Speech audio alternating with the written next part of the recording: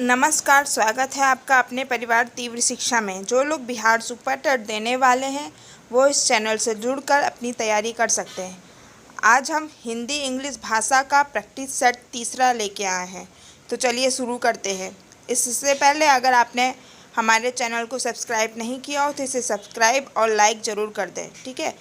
चलिए, आज का हमारा पहला प्रश्न है, निम्नलिखित में से पानी का पर्यायवाची शब्द नहीं है, ठीक है।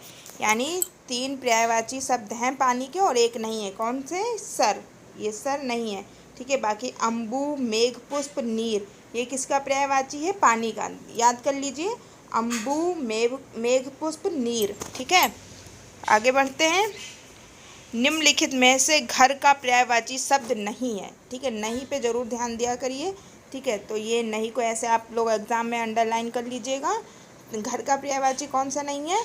तो पावक, ठीक है, पावक नहीं है। बाकी सदन, शाला, निकेतन, ये तीनों किसके पर्यायवाची हैं? घर के, ठीक है। सदन, शाला, निकेतन। आगे बढ़े। विश्लेषण कितने प्रकार के होते हैं? तो विश्लेषण 4 प्रकार के होते हैं, ठीक है। कौन कौन से? परिणामवाचक विश्लेषण, संख्यावाचक विश्लेषण, संकेतवाचक विश्लेषण, ठीक है। इसी तरीके से ये विश्लेषण 4 प्रकार के होते हैं। आगे, उम्मीद है आप लोगों ने नोट कर लिया होगा, ठीक है। विश्लेषण कितने प्रकार के होते हैं तो नोट भी कर लीजिए जिन लोगों ने नहीं किया है। गुणवाचक विश्लेषण, परिणामवाचक विश्लेषण, संख्यावाचक विश्लेषण और संकेतवाचक विश्लेषण, ठीक है। क्योंकि ऑप्शन में आ सकता है इनमें से कौन सा विश्लेषण नहीं है, ठीक है। तो विश्लेषण के कितने प्रकार होते हैं? 4। गुण, परिणाम, संख्या, संकेत, ठीक है। परिणामवाचक, फिर इसके बाद आता है संख्यावाचक विश्लेषण, इसके बाद फिर संकेतवाचक विश्लेषण, ठीक है। तो ये आप लोग ध्यान रखिएगा। आगे बढ़ते हैं हम। सर्वनाम कितने प्रकार के होते हैं? तो सर्वनाम के 6 भेद होते हैं। कितने? 6 भेद। कौन कौन से? पुरुषवाचक सर्वनाम, ठीक है, निश्चयवाचक सर्वनाम, अनिश्चयवाचक सर्वनाम, ठीक है। इसी तरीके से प्रश्नवाचक सर्वनाम, निश्चय, अनिश्चय, प्रश्नवाचक सर्वनाम, फिर संबंधवाचक सर्वनाम, ठीक है, और लास्ट में निजवाचक सर्वनाम, ठीक है। 6 नंबर पे निजवाचक सर्वनाम। फिर से नोट कर लीजिए जिन लोगों ने नहीं किया हो। पुरुषवाचक सर्वनाम, निश्चयवाचक सर्वनाम, अनिश्चयवाचक सर्वनाम, प्रश्नवाचक सर्वनाम, इसके बाद आता है संबंधवाचक सर्वनाम, फिर निजवाचक सर्वनाम। आगे बढ़े। देखिए, उत्पत्ति की दृष्टि से शब्दों के कितने भेद होते हैं? तो उत्पत्ति की दृष्टि से शब्दों के 4 भेद होते हैं, ठीक है। कंफ्यूज नहीं होइएगा, ठीक है। इसको आप लोग बार बार पढ़िएगा। कौन कौन से हैं ये मैं बता रही हूँ। देखिए, तत्सम शब्द, तत्सम तद्भव भी हमने आपको पढ़ा रखा है। प्लेलिस्ट में इसकी बहुत अच्छी वीडियो बनी है, आप लोग इसे एक बार ज़रूर देखिएगा। तो तत्सम शब्द, तद्भव शब्द, ठीक है, तत्सम, तद्भव और देशज, विदेशज, ठीक है। ये उत्पत्ति के आधार पर शब्दों के कितने भेद होते हैं? 4। ऐसे ही तत्सम, तद्भव, देशज, विदेशज, ठीक है। आगे, रचना की दृष्टि से शब्दों के कितने भेद होते हैं? तो रचना की दृष्टि से शब्दों के 3 भेद होते हैं, ठीक है। रचना की दृष्टि से शब्दों के 3 भेद। कौन कौन से? रूढ़ शब्द, यौगिक शब्द और योग ऋण शब्द। ये भी नोट कर लीजिए, योग ऋण शब्द, यौगिक और योग ऋण शब्द। ये रचना की दृष्टि से शब्दों के 3 भेद होते हैं। उत्पत्ति की दृष्टि से अलग आता है क्वेश्चन, रचना की दृष्टि से अलग क्वेश्चन आता है, ठीक। आगे बढ़े। संज्ञा के कितने भेद होते हैं? तो संज्ञा के 5 भेद होते हैं। ये सब आप लोग को पता होगा। संज्ञा एक बार हम बोल दे रहे हैं, आप लोग नोट करना चाहें तो नोट कर लीजिए। संज्ञा के कौन कौन से 5 भेद हैं? देखिए, व्यक्तिवाचक संज्ञा, जातिवाचक संज्ञा, भाववाचक संज्ञा और द्रव्यवाचक संज्ञा, लास्ट में समूहवाचक संज्ञा, ठीक है। व्यक्ति, जाति, भाव, द्रव्य, समूह, ठीक। आगे बढ़ते हैं। विकारी और अविकारी शब्दों के कितने भेद होते हैं? तो विकारी के भी 4 भेद होते हैं और अविकारी के भी 4 भेद होते हैं। तो अगर दोनों को मिला दिया जाए तो 8 भेद हो गए, ठीक है। अब विकारी के कौन कौन से 4 भेद हैं ये आप लोग नोट कर लीजिए, ठीक है। विकारी के हैं संज्ञा, सर्वनाम, विश्लेषण और क्रिया, ये कैसे शब्द है? विकारी। ठीक है, संज्ञा, सर्वनाम, विश्लेषण, ठीक है, और क्रिया, ठीक है, ये विकारी शब्द के भेद हैं। ठीक है, विकारी शब्द किसे कहते हैं? जो कि काल, समय, क्या बोलते, तारीख में, ये सब अपने स्थिति के अनुसार ये इन सब में क्या आती है? चेंजमेंट आ जाती है। ठीक है, ये लोग चेंज हो जाते हैं। अविकारी शब्द जो कि चाहे भूतकाल हो, चाहे भविष्य काल हो या वर्तमान काल हो, वो चेंज नहीं होते हैं, उन्हें हम अविकारी शब्द बोलते हैं। ठीक है, संज्ञा, सर्वनाम में चेंजमेंट हो जाती है और अविकारी शब्दों में चेंजमेंट नहीं होती है। तो ऐसे ही अविकारी शब्दों के भी चार भेद होते हैं। कौन कौन से? क्रिया विश्लेषण, संबंध बोधक, समुच्चय बोधक और विस्मयादि बोधक। उम्मीद है आप लोगों ने नोट कर लिया होगा।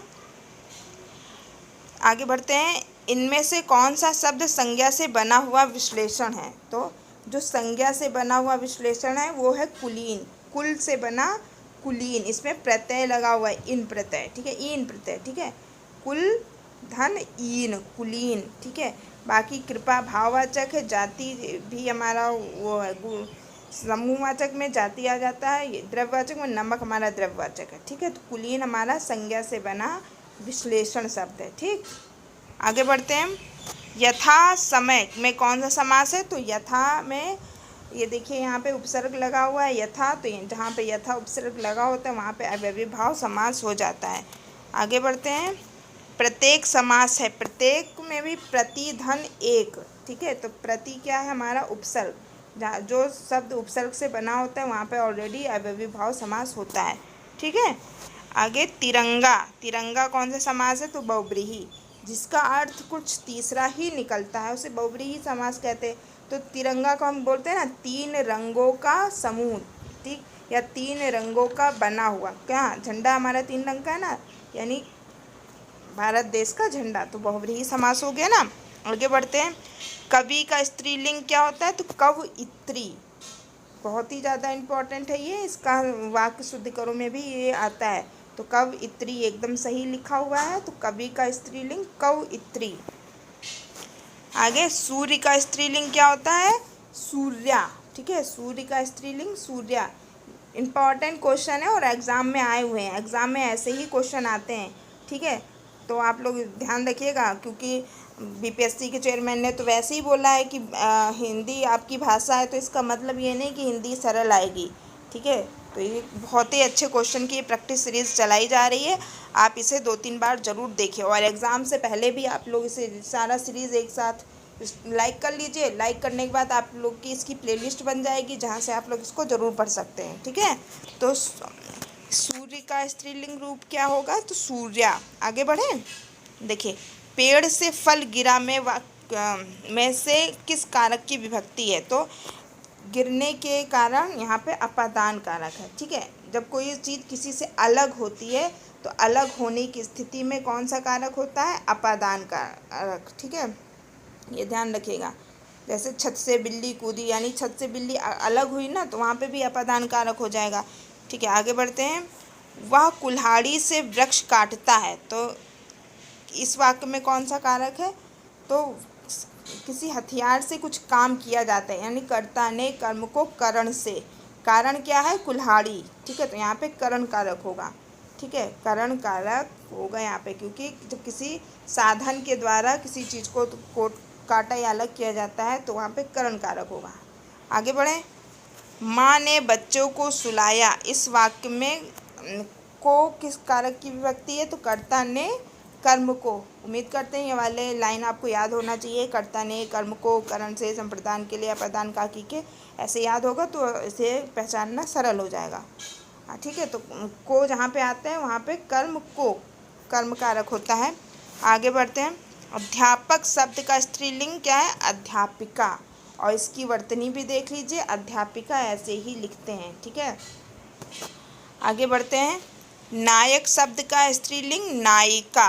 ठीक है, इसकी भी वर्तनी देख लीजिए, शुद्ध वर्तनी में ये सब क्वेश्चन बनते हैं, नायिका। ठीक है, आगे महाशय शब्द का स्त्रीलिंग क्या होगा? महाशय। बहुत ही ज़्यादा इम्पोर्टेंट है। ठीक है, महाशय शब्द का स्त्रीलिंग महाशया। बहुत लोग इसको कंफ्यूज हो जाएंगे, देखिए क्योंकि ऑप्शन एकदम नज़दीकी देता है, महासिनी, महाशयी, महाशयी, है ना। तो महाशया, महाशय का स्त्रीलिंग महाशया। लिख के प्रैक्टिस जरूर करिएगा। आगे बढ़े। नेता का स्त्रीलिंग नेत्री। बहुत बार ये एग्ज़ाम में आया है, ठीक है, क्योंकि ये 9th 10th जिन लोग 9th 10th का अगर वो एग्ज़ाम देंगे या भाषा में हम लोगों का, तो ये हम लोग ग्रामर पढ़ रहे हैं, तो ये 1 से 5वीं में भी ये क्वेश्चन अवश्य आ सकता है, क्योंकि टीचर के लेवल का ये पूछा जा सकता है।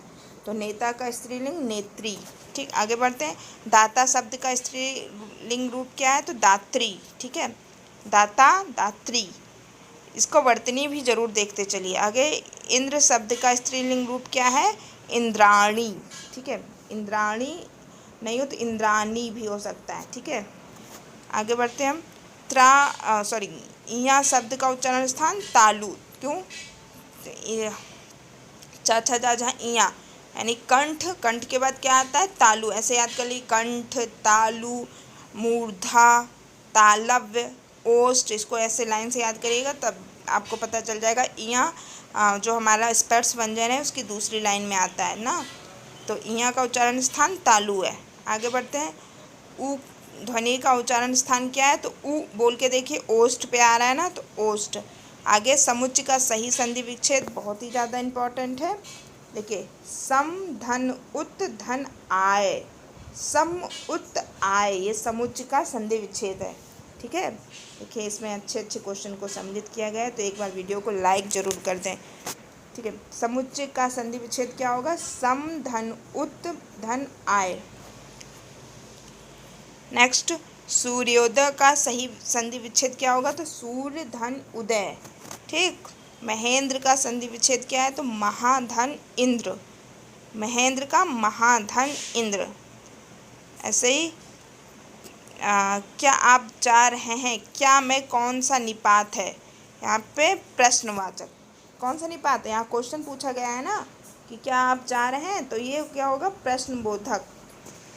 आगे, मैं भी यह जानता हूँ, तो यहाँ पे बलदायक निपात भी लगा करके यहाँ पे शब्दों में जोड़ दिया गया है कि मैं भी यह जानता हूँ। ठीक है, तो ये निपात है, तो ये कौन सा निपात है? तो ये बलदायक निपात। इससे पहले प्रश्नवाचक निपात पढ़ा ना मैंने, ऐसे ही निपात के भी प्रकार होते हैं। नकारात्मक निपात, स्वीकारात्मक निपात, निषेधात्मक निपात। ऐसे ये कौन सा निपात है? मैं भी यह जानता हूँ, बल दिया जा रहा है ना भी लगा के, तो बलदायक निपात। ठीक है, तो ये हिंदी के 30 क्वेश्चन की प्रैक्टिस सेट कैसे लगी आप लोगों को कमेंट में आप लोग ज़रूर बताएं। अब हम इंग्लिश पढ़ते हैं। ठीक है, इंग्लिश में इससे पहले हमने क्या पढ़ा था? वाक्य। वाक्य कितने प्रकार के होते हैं, कौन कौन से वाक्य हैं? तो हम लोगों ने पढ़ा था ना, असर्टिव सेंटेंस, एक्सक्लेमेटरी सेंटेंस और कोटेशन सेंटेंस, है ना। तो इसी तरीके से आज हम इंग्लिश में आर्टिकल्स लेके आए हैं। ठीक है, अगर आप लोगों ने इससे पहले वीडियो नहीं देखा हो तो आप लोग सेकंड वाला, ये तीसरी प्रैक्टिस सेट है, जो दूसरी प्रैक्टिस सेट है उसमें मैंने इंग्लिश में सेंटेंस पढ़ा रखे हैं और उसके प्रैक्टिस भी क्वेश्चन भी लिए हैं एग्जाम्पल के थ्रू, तो आप लोग उसे ज़रूर देख लीजिएगा। हम लोग इंग्लिश को इसी तरीके से हिंदी माध्यम से पढ़ के ख़त्म करते हैं, क्योंकि बहुत लोगों को इंग्लिश में नहीं समझ में आती है, तो हम हिंदी और इंग्लिश दोनों भाषाओं में इंग्लिश को पढ़ा रहे हैं। ठीक है, तो चलिए शुरू करते हैं। आगे बढ़ने से पहले आप लोग वीडियो को लाइक ज़रूर कर दें। आर्टिकल्स क्या होते हैं? तो देखिए, आर्टिकल्स वह शब्द है जो नाउन के बारे में बताता है। ठीक है, नाउन क्या होता है? नाउन किसी का नाम होता है, संज्ञा नाउन से पहले इसका उपयोग होता है। ठीक है, नाउन क्या होता है आपको पता है? नाउन नाम, किसी भी चीज़ का नाम, चाहे वो इंसान हो, चाहे घर के बर्तन हो, या किसी भी वस्तु का नाम ही नाउन कहलाता है। ठीक है, आगे, यह विश्लेषण होते हैं। आर्टिकल्स के कितने प्रकार होते हैं? 2 प्रकार होते हैं। ठीक है, कौन कौन से देखते हैं। ये इंग्लिश में लिखा है, articles is the term that describes the noun, generally it used before noun and gives additional information about nouns. These are also adjective. There are 2 types of article, यानी 2 प्रकार के आर्टिकल्स होते हैं। कौन कौन से? A N the. A N एक ही होता है और द, तो ए एन और ये द। ठीक है। तो ये कहाँ कहाँ लगते हैं, तो पहले हम पढ़ेंगे कि ए एन जो आर्टिकल्स है ए एन ये कहाँ लगता है। तो ये अनिश्चितार्थक दर्शक में लगता है, यानी जो चीज़ें निश्चित नहीं हो, जहाँ पे अनिश्चय की स्थिति हो, तो वहाँ पे ए और एन में से किसी एक का यूज़ करते हैं, ठीक है। और ए का यूज़ कहाँ करते हैं, एन का यूज़ कहाँ करते हैं, ये आपको पता है। ए का यूज़ वहाँ करेंगे जहाँ पे स्वर नहीं व्यंजन आता हो, और एन का यूज़ वहाँ करेंगे जहाँ पर स्वर आता हो, ठीक है। इंग्लिश में 5 स्वर होते हैं, इससे पहले हम पढ़ चुके हैं ना, ए ई आई ओ यू। लेकिन हिंदी के साउंड में, हिंदी में 11 स्वर होते हैं ना, तो जो 11 स्वर का जो साउंड निकलता है ना, ध्वनि ध्वनि निकलती है, उस हिसाब से हम इंग्लिश में ए एन लगाएंगे। आगे इसको विस्तार रूप से पढ़ेंगे, आप लोग बस ध्यान से सुनते जाइए और पढ़ते जाइए। देखते हैं, अनिश्चित के अर्थ में क्या होता है, सामान्यतः उपयोग ऐसे व्यक्ति, वस्तु अथवा स्थान के साथ होता है जिसके बारे में पहले से जानकारी हमें नहीं होती है। वह एक अनिश्चितमय या इंडेफिनिट आर्टिकल्स बोलते हैं इसको। इसका यूज़ देखते हैं, इंडेफिनिट आर्टिकल्स का यूज़ कैसे करेंगे। और दूसरा ये होता है, दा का यूज़ कहाँ पे करते हैं, जो डेफिनिट हो, यानी जो निश्चित हो, ठीक है। ए एन का यूज़ कहाँ करेंगे, जो निश्चित नहीं हो, और दा का यूज़ जो निश्चित हो, ठीक है। अनिश्चित और निश्चित में। आगे बढ़ते हैं, डेफिनिट आर्टिकल्स, ठीक है। हम लोगों ने पढ़ा है कि ए एन का प्रयोग तब किया जाता है जब अगले शब्द की शुरुआत ए ई आई ओ यू से हो। ए का प्रयोग तब किया जाता है, लेकिन जब अगले शब्द की शुरुआत व्यंजन से होती है तो वहाँ पे हम ए एन का यूज़ करते हैं। तो फिर क्या, जब हम हार लिखते हैं ना, इसको क्या पढ़ते हैं, हावर पढ़ते हैं, ठीक है। इसको आवर पढ़ते हैं और लिखते हैं हावर, ठीक है। जिसकी शुरुआत एच से हो रही है, लेकिन इसको पढ़ते हैं आवर, तो इसका साउंड आवर, आवर ऐसे पढ़ते हैं ना, इसका साउंड क्या है, आ, और लिखते क्या है, एच, तो यहाँ पे एन लगाते हैं, ठीक है। ऐसे यूनिवर्सिटी, ठीक है, यूनिवर्सिटी में तो ए ई आई ओ यू, यू आ रहा है, लेकिन यहाँ पे यू यू यू यानी कि या आ रहा है ना, या हमारा क्या है, व्यंजन है। तो यहाँ पे जहाँ पे यूनिवर्सिटी लिखा होगा वहाँ पे एन नहीं लगाएंगे, ए लगाएंगे, ठीक है। तो जो हिंदी के साउंड यानी जो ध्वनि निकलती है, उसी हिसाब से हम ए और एन का यूज़ इंग्लिश में करेंगे, ठीक है। इससे एग्ज़ाम में क्वेश्चन ज़रूर आते हैं। क्वेश्चन कैसे आएंगे ये देखते हैं। ए एन का यूज़ कहाँ पे करते हैं, जो चीज़ें निश्चित ना हो, एक के लिए, ठीक है। हम कोई चीज़ अगर एक हो तो एक को बताने के लिए हम एक वन नहीं लिखते हैं, उसकी जगह पे हम ए या एन का यूज़ करते हैं। जैसे एक रानी थी, ठीक है, तो एक रानी थी का क्या लिखेंगे, देयर वॉज अ क्यून, ठीक है। तो यहाँ पे एक लिखा है, तो यहाँ पे एक की इंग्लिश मैंने ओ एन ई वन नहीं लिखा है, ठीक है। क्या लिखा है, देयर वॉज अ क्यून, ठीक है। आगे बढ़ते हैं, क्यून क्यों, यहाँ पे आ का यूज़ क्यों किया गया है, क्योंकि यहाँ पे क्यों यूज़ है, ठीक है। क्यून में भी का आ रहा है, और का हमारा क्या है, व्यंजन है, ठीक है। अगर स्वर होता तो यहाँ पे एन होता, ठीक है। एक कहावत है, तो there is a proverb, proverb मतलब कहावत। तो देखिए यहाँ पर भी एक की जगह वन का यूज़ नहीं किया गया है, आ का यूज़ किया गया है। आ का यूज़ क्यों किया गया है, ए एन का यूज़ क्यों नहीं किया गया है, क्योंकि प्रोवर्ब यानी पा हमारा क्या है, व्यंजन है, ठीक है। इसलिए यहाँ पे ए का यूज़ किया गया है। आगे बढ़ते हैं, मैं वहाँ एक दिन रहूँगा, I will stay there for a day, ठीक है। यहाँ पर भी आ का यूज़ किया गया है, क्योंकि डे डी हमारा व्यंजन है, डा आता है ना। आगे बढ़ते हैं, ये एक एप्पल है, यानी दिस इज़ एन एप्पल। देखो एप्पल, तो यहाँ पे ए आ रहा है ना, एप्पल, जब हम एप्पल लिखते हैं तो ऐसे एल लिखते हैं ना, एप्पल। तो ये ए हमारा क्या है, ये स्वर है, ठीक है। इसलिए यहाँ पे ए एन का यूज़ हुआ है। स्वर आ जाए तो एन का यूज़ हम करेंगे। आगे दूसरा, आगे ए और एन का प्रयोग एक गोपनीय संज्ञा के साथ भी होता है, ठीक है। उदाहरण, a book, an apple, an egg, आकार, ये सब एक एक चीज़ को दर्शाने के लिए करते हैं। जैसे यह सुंदर पुस्तक है, this is a beautiful book, ठीक है। यहाँ पे एक नहीं लिखा हुआ है कि यह एक सुंदर पुस्तक है, लेकिन फिर भी हम ए का यूज़ कर रहे हैं, ठीक है, और लेकिन आपके एग्ज़ाम में सिर्फ यही आएगा ए और एन कहाँ पे लगेगा, ठीक है।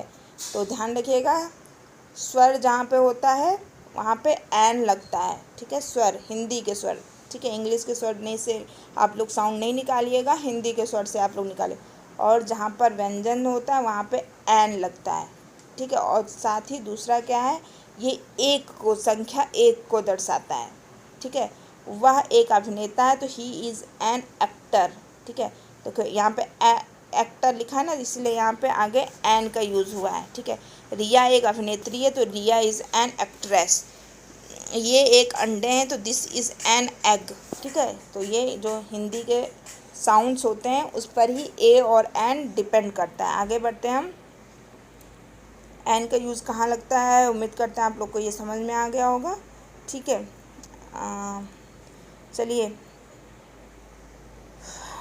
अब हम पढ़ते हैं दा का यूज़ कहाँ पे होता है। तो द डेफिनेट आर्टिकल में दा का यूज़ कहाँ होता है, जो चीज़ें निश्चित हो वहाँ पे दा का यूज़ होता है, ठीक है। तो और अनोखी हों, एक हों, तो देखिए दा का पहले उल्लेख की वजह है परिस्थिति के कारण कोई सामान्य संज्ञा निश्चित या निर्धारित हो गई हो, यानी इसके बारे में बात हो रही हो, पढ़ने अथवा सुनने वाले के सामने उसका चित्र प्रकट हो जाता हो, तो वहाँ पे दा का यूज़ होता है, ठीक है। जैसे उदाहरण देखते हैं, I will drop you at the station, ठीक है। तो यहाँ पे दा का यूज़ हुआ है ना, क्यों हुआ है, क्योंकि स्टेशन गांव में एक ही होने का ये संकेत दे रहा है, अथवा कौन सा स्टेशन, इसकी वजह स्पष्ट तो है नहीं कि कौन से स्टेशन में तुम्हें छोड़ेंगे, इसका मतलब एक ही स्टेशन है, ठीक है। इसलिए यहाँ पे दा का यूज़ हुआ है, एक ही स्टेशन, ये निश्चित चीज़ हुई। I am going to the bank to deposit some money, ठीक है। यहाँ बैंक के साथ दा का यूज़ आया है क्योंकि यहाँ कोई भी बैंक नहीं है, जिस बैंक में हमारा खाता है हम वहीं पे डिपॉजिट करने जा रहे हैं मनी को, तो बैंक क्या है, निश्चित है। द फ़ोन इज़ रिंगिंग, ठीक है। तो यहाँ पर दा का यूज़ हुआ है, क्यों, हम लोग बोलते हैं ना फ़ोन बज रहा है, ठीक है। तो ये तो पता है ना कि फ़ोन हमारे घर में ही है, निश्चित जगह पे बज रहा है, इसलिए यहाँ पे दा का यूज़ हुआ है, ठीक है। इसी तरीके से आगे दा का यूज़ कहाँ होता है, दूसरे number I am talking about the boy we met yesterday, ठीक है। किसी निश्चित बॉय, निश्चित जैसे मैंने किस लड़के के बारे में बात की जा रही है, यहाँ पे ये स्पष्ट हुआ, इसलिए बॉय से पहले हम दा का यूज़ करना है। दूसरा हम कहाँ पे लगाते हैं, द सुपरलेटिव डिग्री में, ठीक है। बेस्ट कीजिए, द बेस्ट लगाते हैं ना, किसी की ऊंची डिग्री, सुपरलेटिव डिग्री को बताने के लिए, जैसे द स्मॉलेस्ट बुक, ठीक है, the longest river, the most beautiful girl, ठीक है। एक ब्यूटीफुल होता है लेकिन मोस्ट ब्यूटीफुल, तो इससे पहले हम उसकी सुपरलेटिव डिग्री लगाने के लिए हम द का यूज़ करते हैं। ऐसे इसमें कुछ एग्जाम्पल है, यहाँ सबसे लंबी नदी है तो it is the longest river, ठीक है। लॉन्ग आपने डिग्री पढ़ा होगा, तो लॉन्ग, लॉन्गर, लॉन्गेस्ट, ठीक है। यानी जब हम किसी को सुपर से भी ऊपर बताते हैं तो वहाँ पे द का यूज़ होता है। आगे बढ़ते हैं हम लोग। नेक्स्ट है कि हम लोग कहाँ पे दा का यूज़ करेंगे, एकमात्र पदक जो हमने कभी नहीं जीता, वहाँ पे भी दा का यूज़ करेंगे, ठीक है। जो हमने किसी पदक क्या है, एक स्पेशल चीज़ है ना, तो the only medal we had ever won है, इस यहाँ पर भी दा का यूज़ करेंगे, क्योंकि उस जिस पदक की हम बात कर रहे हैं वो एक निश्चित पदक है और सबको पता है कि हम उसी पदक की बात कर रहे हैं, ठीक है। तो आप लोग एक चीज़ ध्यान रखिए, जहाँ पे निश्चितता है, ठीक है, तो वहाँ पे दा का हम ज़रूर यूज़ करेंगे। ऐसे ही है, अगली पंक्ति में लड़की है तो the girl is the next line, ये तो निश्चित है ना कि अगली पंक्ति में लड़की है, इसलिए यहाँ पे दा का यूज़ किया गया है, ठीक है। अगर शायद अगली पंक्ति में एक लड़की होगी तो शायद अगर लगा होता तो वहाँ पे क्या यूज़ होता, आ का यूज़ होता, ठीक है। आगे बढ़ते हैं हम। कुछ विश्लेषणों से पूर्व दा का यूज़ होता है, ठीक है। विश्लेषण क्या होते हैं, जो संज्ञा सर्वनाम की विशेषता बताते हैं, ठीक है। जैसे the young, the rich, the poor, ठीक है, बहुत छोटा, बहुत अमीर, बहुत गरीब, है ना, बहुत जहाँ लग जाए ठीक है, वहाँ पर भी दा का यूज़ होता है।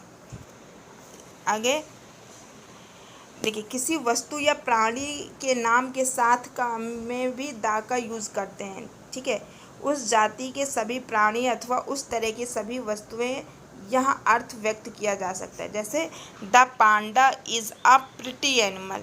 ठीक है, तो एक ही पांडे की बात नहीं हो रही है, जितने भी उस जाति पांडा जाति के में पांडा हैं उन सभी की बात की जा रही कि द पांडा जो हैं वो बहुत ही प्रिटी एनिमल होते हैं।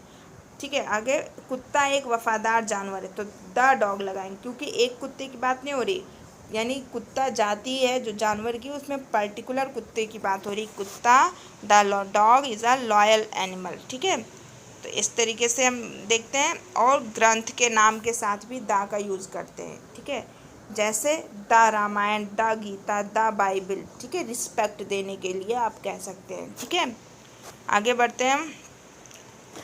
दशक, शतक, ऐतिहासिक समय के लिए भी हम दा का यूज़ करते हैं। ठीक है, क्योंकि दशक मतलब 10 वर्षों का समूह, शतक मतलब 100 वर्षों का समूह, ऐतिहासिक ये सब क्या है, ये एक निश्चित है कि हाँ 10 वर्ष हो गए, 100 वर्ष हो गए, तो यहाँ पर एक निश्चितता आ रही है ना, तो वहाँ पर भी हम दा का यूज़ करेंगे। एग्जाम्पल देखते हैं।